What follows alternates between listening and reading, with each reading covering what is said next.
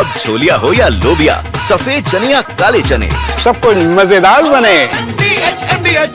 अब इस बीच एक और बड़ी खबर है, और वर्ल्ड वॉर 3 हुआ तो सुरक्षित ठिकानों की भी तलाश बढ़ेगी और जंग से सुरक्षित हैं दुनिया के कई देश। हालांकि तटस्थ नीति से कई देश हमलों से सुरक्षित हैं और एंटार्क्टिका से अर्जेंटीना तक सुरक्षित ठिकाने बताए जा रहे हैं। इस बीच स्विट्जरलैंड और न्यूजीलैंड में भी हमलों का कोई डर नहीं है। बहुत इंटरेस्टिंग खबर है दीपक वोरा सर, जरा सुनिएगा और उसके बाद आप ही से इसको लेकर रिस्पॉन्स लूंगी, क्योंकि विश्व युद्ध हुआ तो कौन कौन से ऐसे सुरक्षित ठिकाने हैं जिसमें लिस्ट में नाम आता है एंटार्क्टिका का भी, जहां परमाणु शक्तियों से दूर 14 मिलियन वर्ग किलोमीटर का यह बर्फीला इलाका है। हालांकि दूसरा नाम आइसलैंड का, जो कि तटस्थ नॉर्डिक देश, कभी भी युद्ध में शामिल नहीं रहा है। न्यूजीलैंड इस फहरिस्त में तीसरा नाम, जहां ग्लोबल पीस इंडेक्स में दूसरे नंबर पर यह है और किसी से कोई संघर्ष भी इसका नहीं है। स्विट्जरलैंड का नाम इसलिए क्योंकि अपनी तटस्थ नीति की वजह से ही यह सुरक्षित भी माना जाता है। ग्रीनलैंड, दुनिया का सबसे बड़ा द्वीप, वैश्विक संघर्ष से बिल्कुल दूर। इंडोनेशिया का नाम भी क्योंकि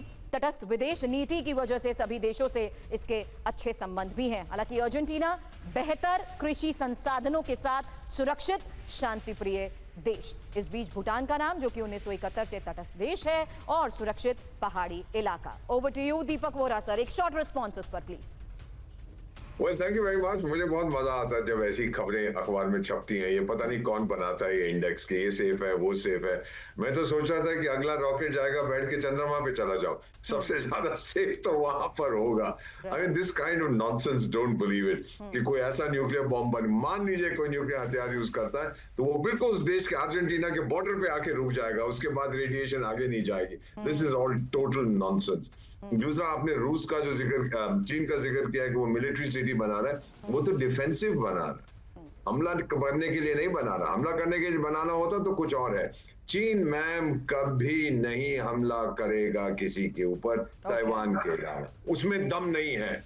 वो डरता है कि अमेरिका मुझको ठोकेगा रूस के साथ मिलके, वेरी रियल पॉसिबिलिटी, और फिर वो अपने नीचे घुस जाएंगे। और वैसे भी मैम, चाइना की हालत आजकल तो आप जानते हैं, वो टिंग टोंग डिंगलिंग पिंगलिंग कहां पर है किसी को नहीं मालूम। 2 हफ्ते से तो गवर्नमेंट ऑफिस में उसकी तस्वीरें भी सुना है हटाई जा रही है वहां से, पता नहीं क्या हुआ है उसको।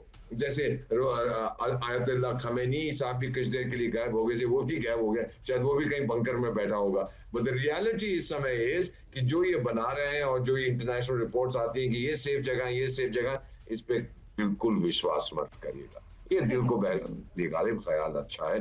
अगर होता है न्यूक्लियर वॉर इस धरती पर, कोई भी देश उसके इफेक्ट से बचे। लेकिन महाजंग का जो खौफ बन रहा है सर, उसी आधार पर अगली खबर भी सुनिए, जहां ताइवान पर हमले के वक्त जिनपिंग का विध्वंसक प्लान और नेटो पर रूस कर सकता है बड़ा हमला। हालांकि ताइवान पर हमले के वक्त रूस हमला करेगा और नेटो को यूरोप में व्यस्त रखने का यह प्लान है। नेटो चीफ मार्क रूटे का विस्फोटक दावा है क्या? यही अगली बड़ी खबर आपके सामने, क्योंकि चीन का प्लान ताइवान और रूस वर्सेस नेटो कनेक्शन, ये है क्या? क्योंकि जिनपिंग रूस को नेटो के साथ जंग में घसीटने की कोशिश करेंगे, ये एक बड़ा दावा इस आधार पर किया जा रहा है। हालांकि ताइवान पर हमले के वक्त रूस वर्सेस नेटो जंग का प्लान है और नेटो को यूरोप में बिजी रखने के लिए, व्यस्त रखने के लिए रूसी हमले का ये प्लान है। हालांकि चीन के सीक्रेट प्लान पर नेटो चीफ मार्क रूटे का विस्फोटक दावा ये कि रूस से 5 से 7 साल में नेटो को चुनौती देने की कोशिश कर सकता है और रूस 3 महीने में उतना गोला बारूद बना रहा है जितना नेटो 1 साल में नहीं बना रहा।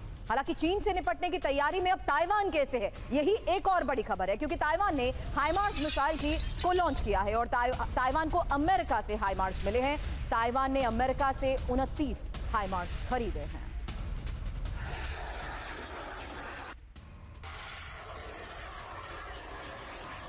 तो फिलहाल देखिए मार्क रूटे का यह दावा, नेटो पर रूस हमला कर सकता है। यही वजह है कि नेटो लगातार रूस के बढ़ते खतरे के बीच बड़े स्तर पर तैयारी भी कर रहा है। फिलहाल ये एक बड़ा दावा मार्क रूटे की तरफ से किया गया। वहीं दूसरी खबर, जहां चीन से निपटने की तैयारी में ताइवान भी है।